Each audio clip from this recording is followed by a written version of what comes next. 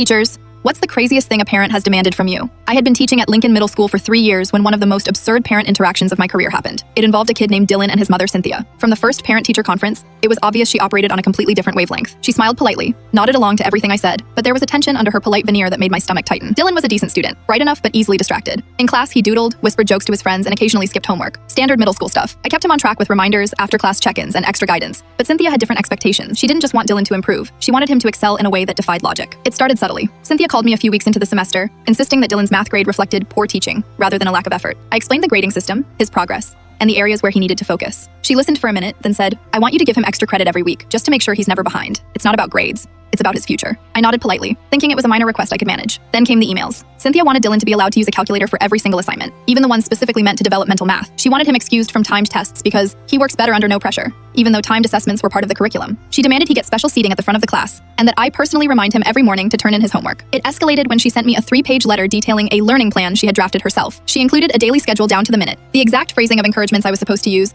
and a note insisting that Dylan's lunch period could not coincide with any recess periods because it's crucial for his focus. I tried everything to keep the requests reasonable. I offered tutoring sessions after school, extra homework help, and weekly progress reports. None of it mattered. Cynthia called and emailed relentlessly, each message more bizarre than the last. One Friday, she showed up in person. She arrived 15 minutes before school started, carrying a binder that looked like it had been laminated and color-coded with tabs. She stood in the hallway and demanded I personally escort Dylan to every class, explain the lesson objectives in a fun and digestible way, and ensure that none of his peers distracted him. I had 150 other students, and the logistics were impossible, but she refused to accept that. Her argument was that Dylan was exceptionally special and deserved a completely customized environment. Then she crossed the line. She asked if I could personally call all of Dylan's teachers every morning and confirm he had completed each homework assignment. She even suggested I coordinate with the cafeteria staff to make sure he got exactly what he wanted for lunch. Nutrition is key for learning, she said. By this point, I had a small knot forming in my chest, the kind that signals you've entered uncharted territory. The final straw came during parent-teacher night. Cynthia cornered me in the gym while Dylan was doing a science demonstration for the class. She handed me a printed schedule of what she expected from every single teacher and began listing her demands aloud. "I don't care if it's extra work," she said. "He needs a daily compliment from each teacher, and no negative feedback, ever. You will text me immediately if there's any issue." By the time she finished, half the room had gathered to watch, and I was standing there frozen, my patience threadbare. I smiled, took the binder, and said, "Of course, Cynthia. We'll do everything we can to support Dylan." Inside, I was panicking, but I decided it was time to escalate. I immediately called the principal,